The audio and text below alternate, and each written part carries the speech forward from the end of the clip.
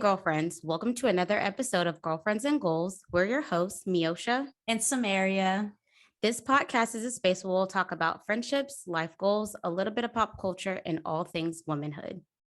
All right. So we're going to go ahead and jump in with our segment called Girlfriend Check-In. And this is where we use a question from We're Not Really Strangers or the Burn After Writing book and get some conversation going. So today's question is, what is one thing that you would not change about yourself? Miosha, I'm going to let you answer first. Okay. Does this have to be something physical or mental, or it could just be whatever, random? Whatever. I didn't even think physical. Oof, my answer might change. Okay, go ahead. Yeah, because I feel like I have a different answer depending on which one, but I'll go with something that's not physical. One thing that I wouldn't change about myself is my ability to be very diligent on things. And I appreciate that about my personality, I guess my drive, because even when things, not everything is going to come easy to you, whether it be a certain talent, something that you're working towards. I can appreciate how even when something isn't easy, I'm willing to just keep trying, keep working on it, putting the time, the effort, whether it's learning more, doing more, getting training, whatever it may be, just being willing to put in the work to make certain things come to life.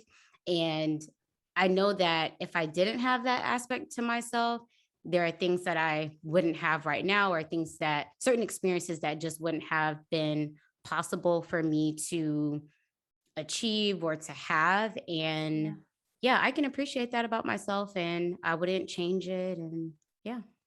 Nice. Good answer.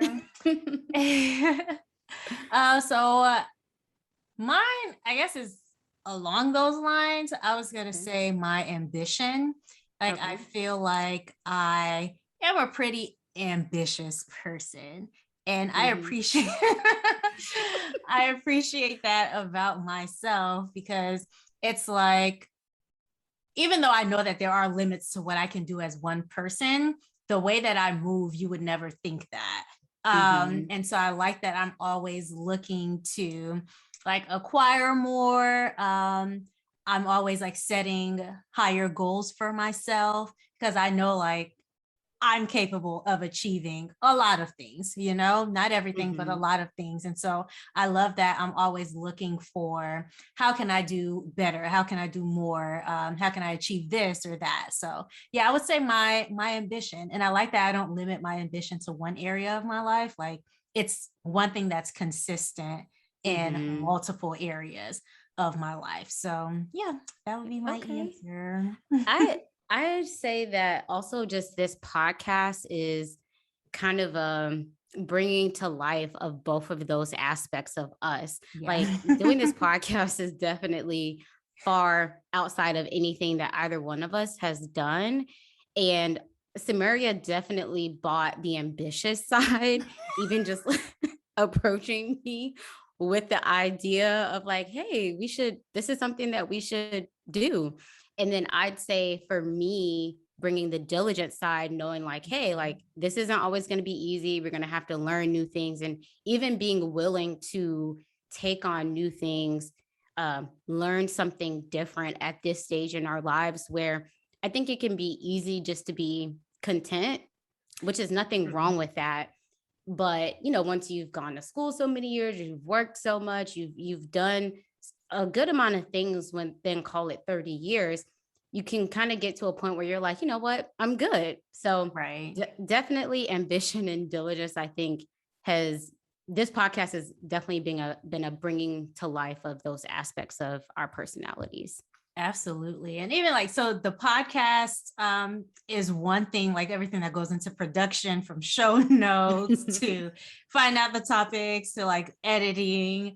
And then like the fact that we do this well, but also like we do our social media well, like I think we're doing the darn thing. Yeah. All right, so we're going to hop into our topic for today, which is are you petty when you argue? And the motivation for this episode, the inspiration for this episode, comes from Married at First Sight, which is a show that I've mentioned a few times that I watch. And so on last week's episode, the couple had an argument, right? And the lady said, okay, well, I don't feel really comfortable. I'm going to sleep in the other room. The guy goes, okay, if you sleep in this other room, I'm going to move to go back to my house. And so I guess she sleeps in the other room. He goes to his house. She sends him a text an hour later. And she's like, well, since you decided to go to your house, I'm moving out from our mutual space. I'm packing all my stuff and I'm going to go somewhere else. He gets back and he sees, oh, she did pack all of her stuff and leave. But y'all, this woman took the seasonings out of the cabinet. Like, that's how petty she was. She said, oh, you gonna go back to your house?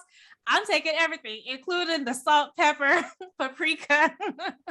I'm taking everything. So that's what inspired today's episode. And I wanted to start off by asking you, Miosha, what is the pettiest thing that you've done in an argument?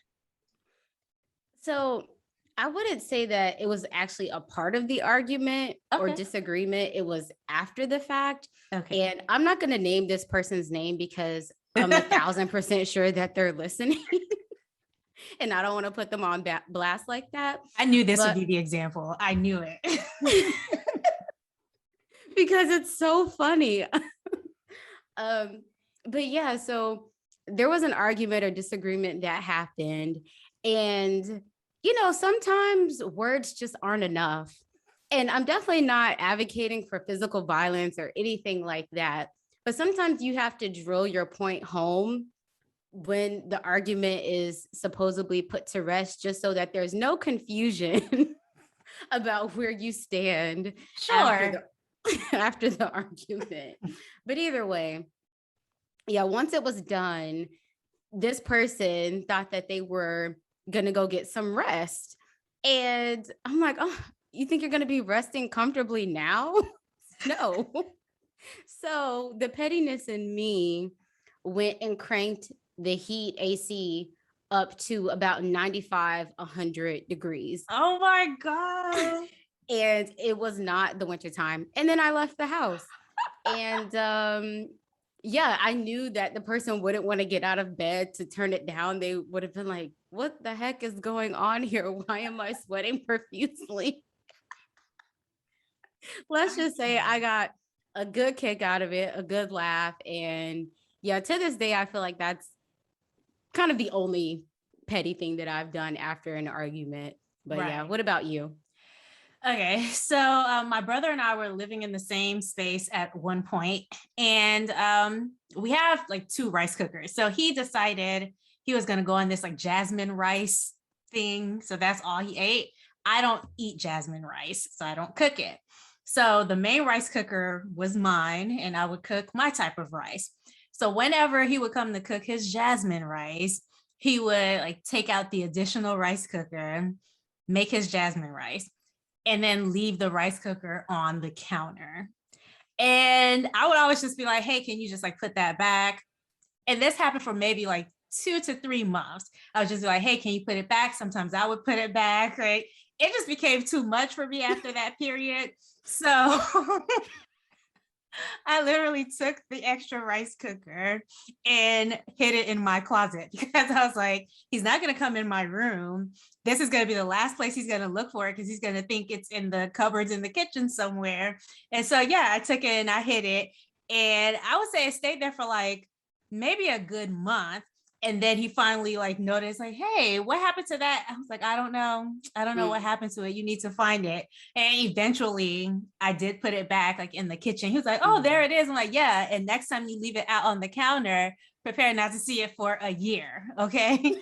So yeah, I think that's the pettiest thing that I've done. It sounds so stupid. It's a rice cooker. Yeah, rice, literally over rice. But I think that goes back to my original point. Sometimes just to make sure that they fully grasp it, because words and going back and forth, especially if it's been a couple months, it just may not suffice.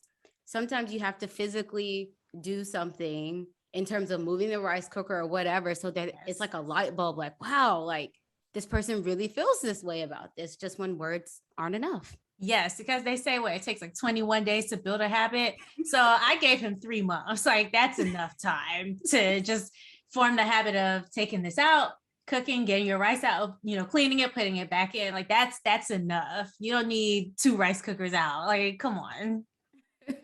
So That's so yeah. funny. But would you consider yourself a petty arguer usually?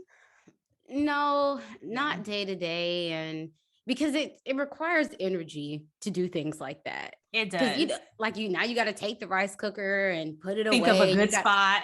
You got to remember to not mention that it's in your closet. So yeah, on the regular, I'm not, but in a situation like I mentioned earlier, I knew I was leaving the house. And so it's just kind of like an easy thing to do in that moment that would send a very clear message. And Yeah. so yeah, I wouldn't say on the regular, but it's not above me. I can't. I think it is above me a little bit. Like that was literally the only example I could think of. But so what we're gonna go over today are the different conflict styles because we figured it would be pretty cool to look into what our conflict styles are. So I'm gonna have, I guess, Neosha, if you want to read out the different Mhm. conflict styles, and then we can guess what each other's conflict styles will be. Okay. So the first one is collaborating. And this conflict style, they view conflict as a problem to be solved and seek a solution that achieves both their goals and the goals of the other person. The next one is avoiding. They tend to value avoiding confrontation more than their goals or relationships. They often find it easier to withdraw from conflict than to face it. Then we have competing. They typically value their goals over the relationships, meaning that if forced to choose, they would seek to achieve their goals, even at the cost of the relationship. Next is accommodating. They typically value relationships over their own goals. If forced to choose, they will often sacrifice their own goals in order to maintain relationships. The last one is compromising. They are moderately concerned with both their goals and their relationships with others. They're willing to sacrifice part of their goals in order to find an agreement for both the common good. Nice. Okay. So, which one did you think you were? Let's start with ourselves. Which one did you think you were after reading all of those? Which one did you think you would be? I knew that I would be collaborating. And Interesting. yeah, I knew that I would, but I feel like I have a strong like runner up conflict style. Mm-hmm. Going into this conversation, I kept thinking that my conflict style can shift depending on who the conflict's with, Mm-hmm. what's it about. I just noticed that I can approach things differently just depending on those factors. Nice. So I think I would have thought either compromising or collaborating for me because I think there are like similarities between those two. Maybe more so compromising. But Okay. yeah, I wouldn't put it past me to be collaborating as well. So which one did you think I would be? So for you, I picked, let's see. Mm, I picked compromising for you. Oh, Yeah. why that one? Just because when I've observed you handling different situations, I feel like you definitely go into it willing to give some, but also wanting to get some as well. I Hmm. can't say that like you're willing to just forfeit everything on your side and then, vice versa. I'd say, but it's also mixed with collaborating as well. I feel like you're very close on those two. But yeah, Okay. the compromise was the one that I picked for you. Okay. So compromise was the one I picked for you as well. I don't think you go in saying, okay, well, I'm willing to leave this on the table, if they do that.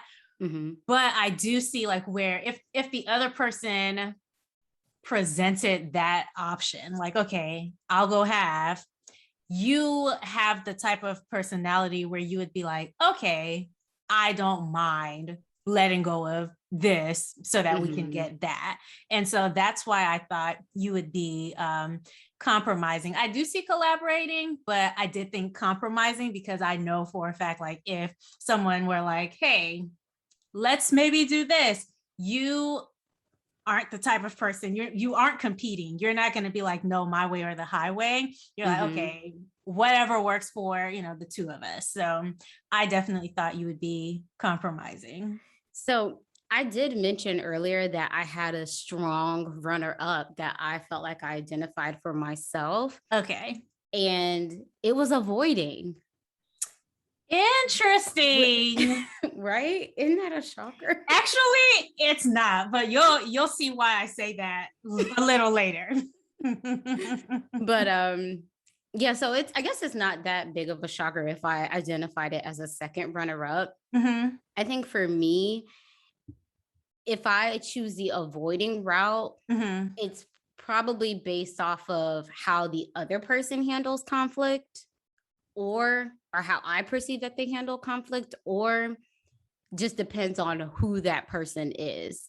Okay. So before we get into that, I do want to know, I think I already figured out what it is, but you want to go ahead and like tell the people which one actually is your conflict style?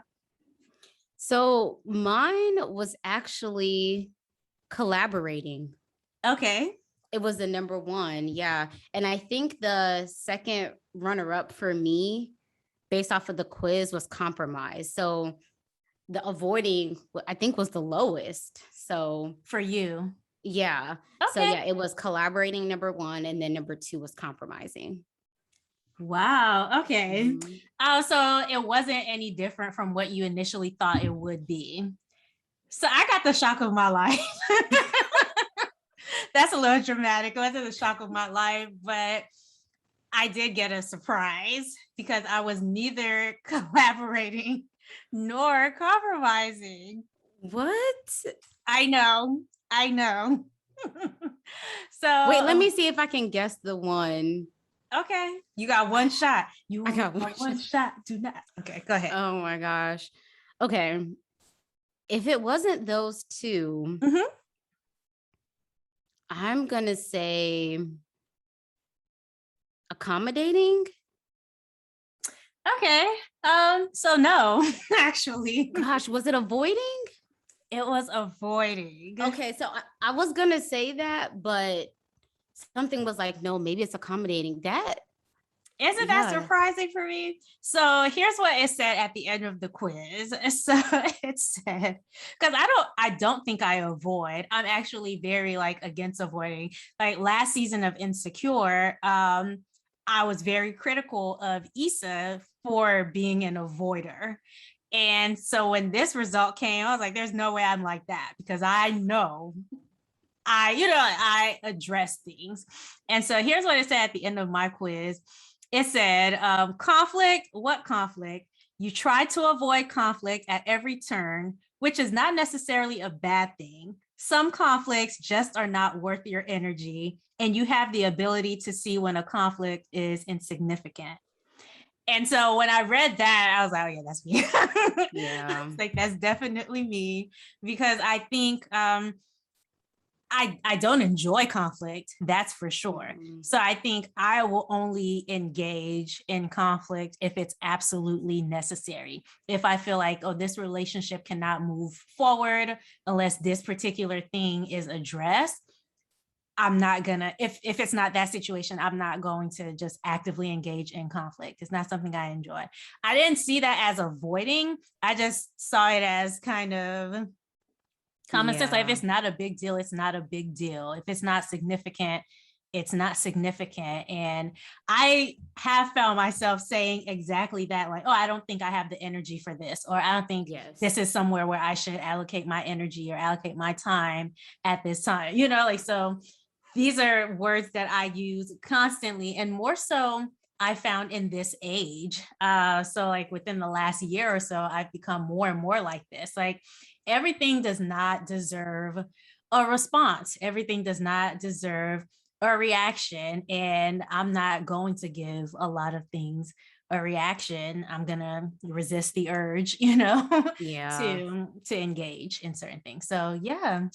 Okay. Yeah, Oh, I definitely feel you on that. Not everything deserves energy because I feel like both of us have had a lot of that type of energy the yeah. past few years where we're very selective about what the things we give energy to. Mm-hmm. And especially if we know we're anticipating kind of going into it with a person who's like the competing personality type where Yes, it just feels like, well, this is just going to be a hamster wheel experience. exactly. And that I don't deal well with the competing type. So I think we posted on our Instagram because we were doing like the lessons we learned in our 20s a few episodes back. But we posted something like, you can't explain yourself to someone who's committed to misunderstanding you. And those are words that I live by because you already know going into this conversation, this person is not going to try to seek common ground. This person is not Mhm. going to try to see my point. This person is not going to try to compromise. So for me, those types of situations, I would rather just to avoid because it's to me not productive and I'm not about to Mhm. waste my time on anything that's not productive. So it seems like it's a little bit of both. It's for you at least. It seems like yes, there's that energy piece, but Mhm. then there's also that element of kind of just not wanting to deal with it if you feel like it's not going to be productive as well.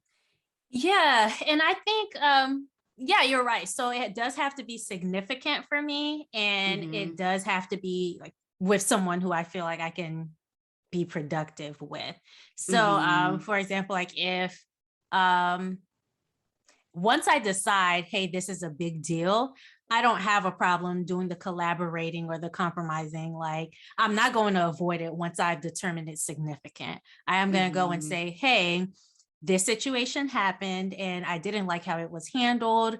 Can we figure out how we can handle that differently another time? So once it is significant, um, I'm willing to move forward with it.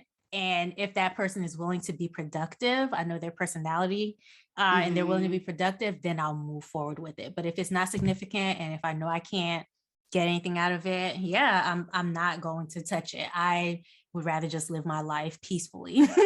Yeah. And that's one thing that I have observed about you is you don't let big things linger.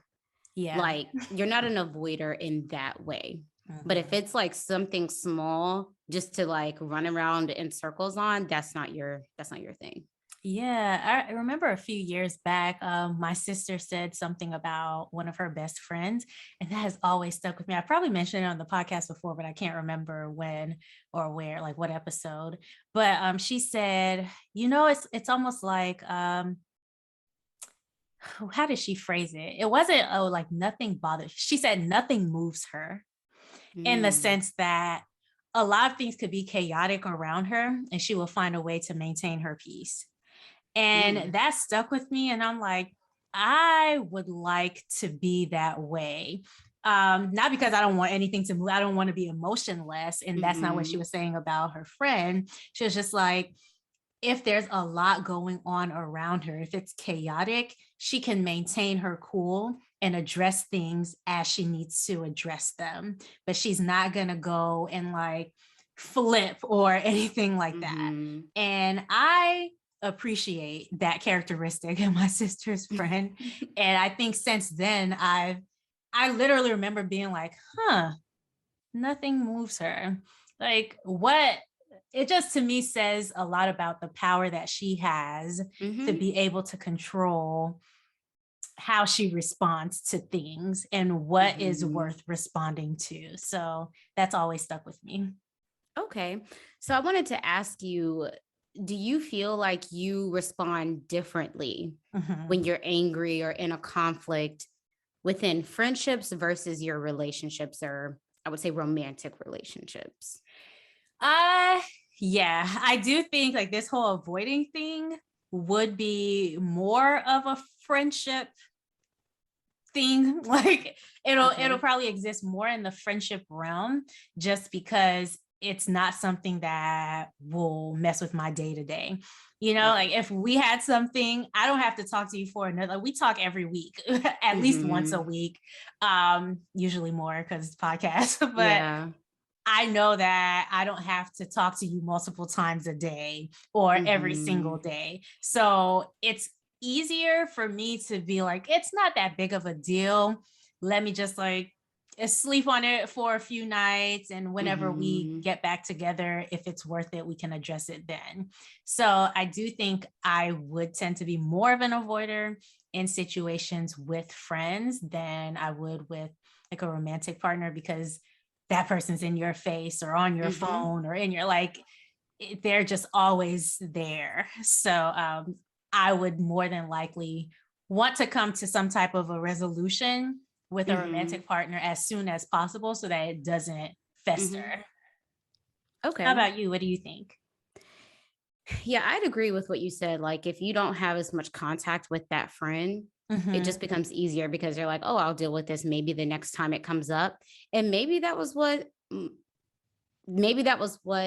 Issa was thinking as well. Like, she kept putting it off to the next time. Like we Mm, don't know the time period in between, but if we're only going to brunch like once a month, then it may not be that big of a deal to address certain things. But I definitely say in my romantic relationships, I would definitely be the person to be like, hey, let me put all my emotions and feelings out on the table so you know how I feel about something and mhm. explain in great detail why I feel that way, especially if you're married. You Mhm. can't just assume that people know how you feel, and no one wants to operate within a union where they're having to make assumptions all the time. And so that can be frustrating on both sides. So I'd be more likely to just kind of put it all out there so that Mhm. you don't have to make assumptions. But with friends, I wouldn't, unless like we're very, very close, I probably Mhm. wouldn't explain as much because I'm like, okay, well, like we're close, girl, but Yeah. like we don't have to go that deep on things. However, I wouldn't just want to let things fester. So even though I may not address it right away, like my hand would be forced to do in a romantic relationship, I'd Mhm. kind of take that same approach of I don't want my good girlfriend to assume certain things, or I don't want her Mhm. thinking like, oh, everything is fine. And kind of like in Insecure, Issa and Molly, they go to that breakfast, I think, and Issa leaves thinking that they're good. And Yeah. Molly's like, nothing's changed. And it's like, okay, well, you let that happen because you didn't say anything. You thought just showing up was enough. Mhm. So I'd say Yeah. that I'm kind of similar, but I'd agree. I'm similar in my conflict style, but the period of time may be different and the level of Gotcha. detail would be Yeah. different. Yeah, and I think with the whole, oh, I have to put my feelings out there in the romantic Mhm. situation, you also have to be so careful with that because it's like you don't want to do it in your rage almost. Oh, Like you, yeah. you don't want to be like, you, da, da, da, da, da, you know? So like Yeah. I sometimes find myself being like, oh, just give me like 5 minutes, Mhm. because within 5 minutes, I can calm down, think about exactly what it is that's bothering me and how I Mhm. want to present it to that other person so that what I really want out of this does not get lost. Right. Sometimes I need a whole night. 5 minutes just isn't enough. So, sometimes you might have to sleep on things, but it is true.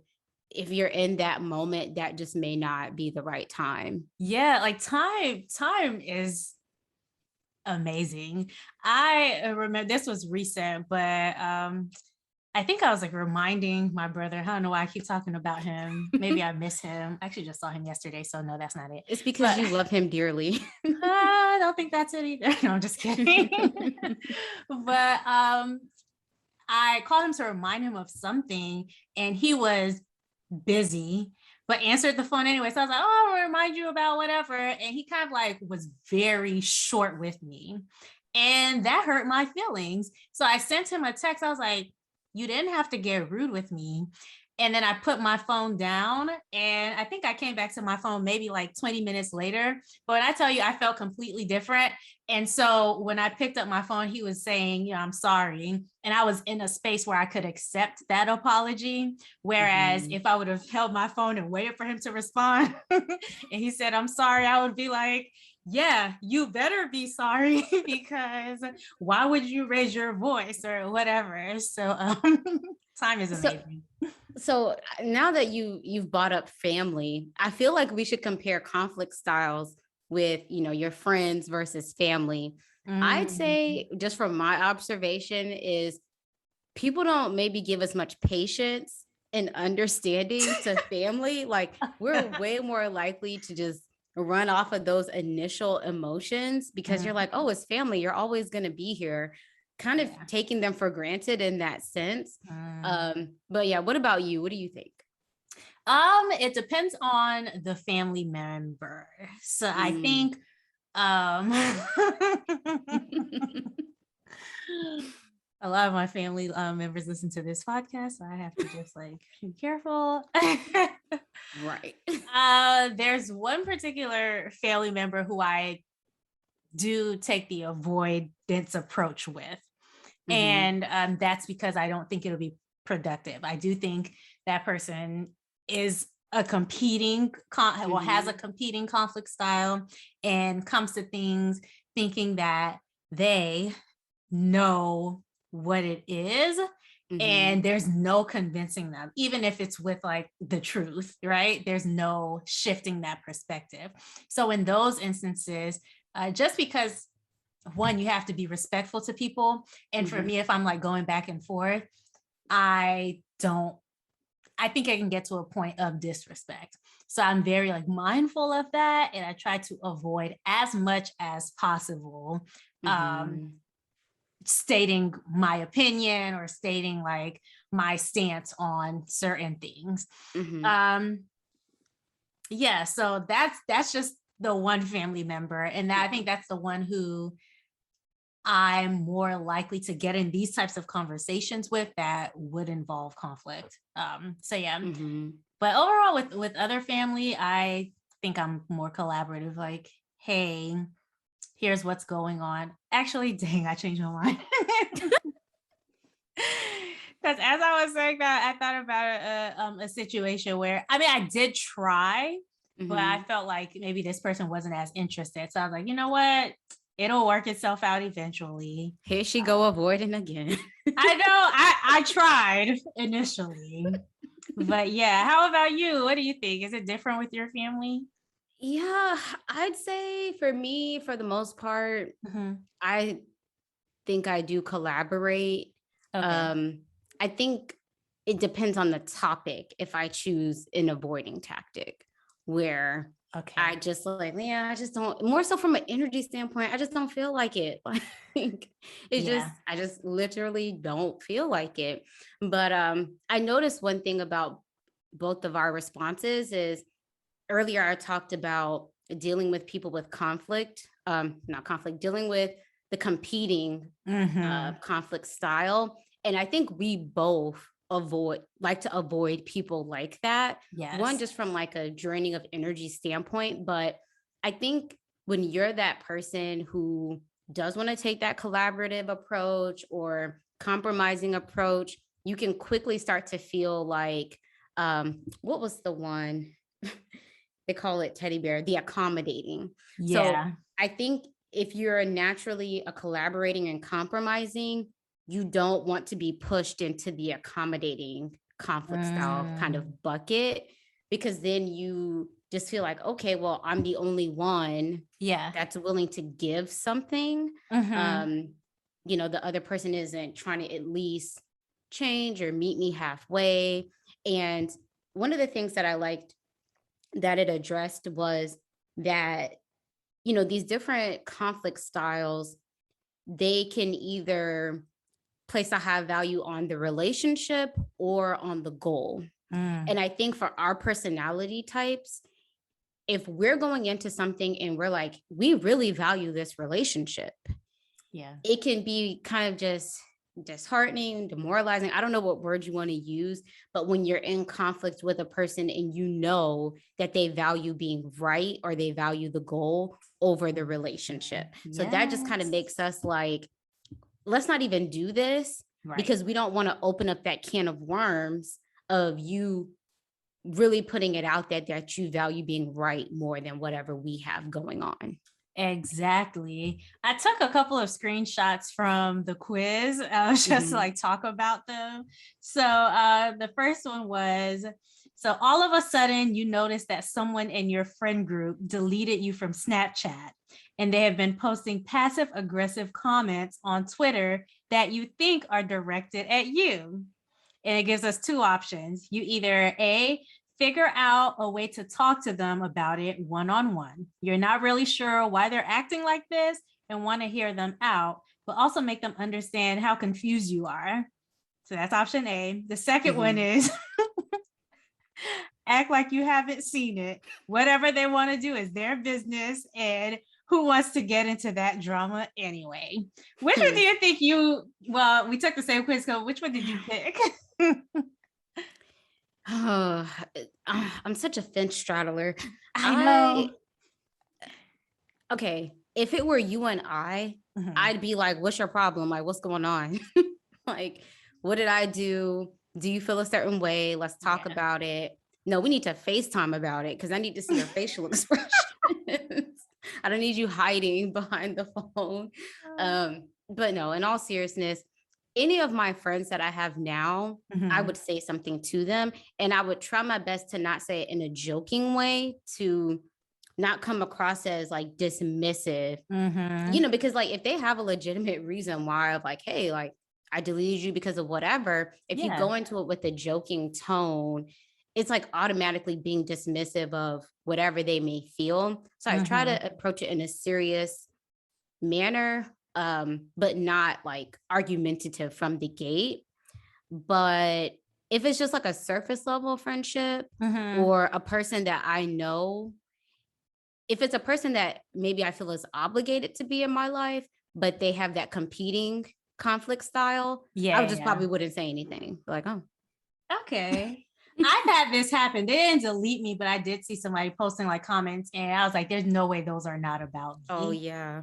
And initially I was just like, oh, okay, bet. Like, cool, I guess we're not friends anymore. And it is what it is. Just because I felt like, why would you do that? We were young adults at this point, but we're still adults, and I just didn't understand why you would go on social media and post these comments when you have, like, my number is right there. So that was me for a while, and I don't think I was avoiding it, but maybe I was, but I think I was just kind of like, okay, I've made my peace with that, time to move on. And I've had someone who wasn't as close to me who deleted me off of a social media thing, and I was just like, I know for a fact I did nothing to this person, so may God be with you. Like, there's nothing I can do.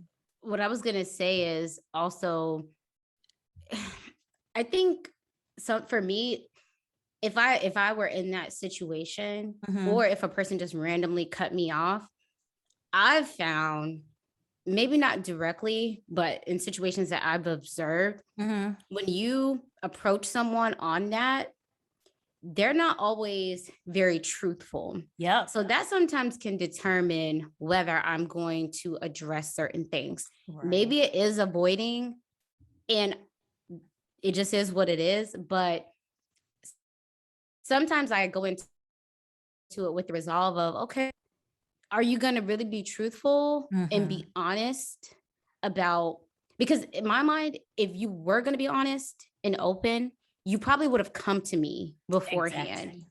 So then it's kind of like they're subconsciously telling you that they are using this avoiding kind of conflict style to kind of back away from the situation. So then me coming to you it's just kind of stirring the pot when they've already tried to tell you or tell me that they're trying to cut ties or let things be. Yeah. Okay, so the other question that I had taken a screenshot of, it's you are working on a group project with a classmate that is constantly flaking on responsibilities and leaving most of the work up to you. A, it's not a big deal, even though you've got a lot going on. This way, you know the final product will look good. Or B, confront them when you see them in class. It's not your job to do everything. It's called a group project for a reason! Exclamation point. How would you respond to that? I can remember in high school, I was that person just to do the extra work because I was serious about my studies, and you're not going to mess up my grades. Yeah, like if that means I have to carry more and you get to, kind of get off, that's fine. Yeah. But in college, I could remember directly saying something to someone, and I approached it more so like, hey, is there something going on? Like, because you're in college and people have lives. I think it was our senior year, like that big senior project that we had. That was so annoying. Yeah, that capstone class. But yeah, I remember being like, hey, like, is there something going on? Like, we all have very busy lives. We're trying to get out of school. I'm not taking any classes online or remote once I move. Like, this is very important. And I don't know, just like in college, like you're paying to be there. So yeah, if you knew me back during that time, you knew like, this is not anything to be played with. And I don't like wasting money on my education. So yeah, I would definitely say I'd approach them about it. And then even in the workforce, it wouldn't be called a group project because you're working, but I would not hesitate. Like if someone dropped the ball on their piece and they didn't like say, hey, this is going on or something, and we're in like a meeting, like don't look to me to like save you or lie or make excuses. Like, yes, this whole part of this is missing because of X. Not you being a snitch. Look.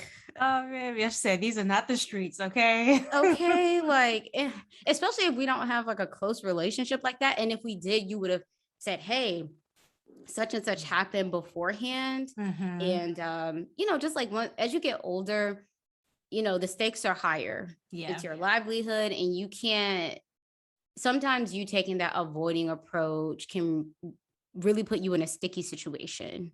Absolutely. So. That's right. What about you? So for that one, I think now I'm more so the confront them. I hate that they said confront, like I'm over here with my crew, right? So I would definitely say something. I think what I would do is try to delegate. Like, okay, we have this. Clearly you have something going on that's preventing you. Let me give you some tasks to complete and see how you handle those. That's how I would probably handle it, but I would have to say something to them because at this stage, we just don't have the time to do everything. So yeah, that would be my choice. All right, but thank you guys so much for tuning into this episode of the Girlfriends and Goals podcast.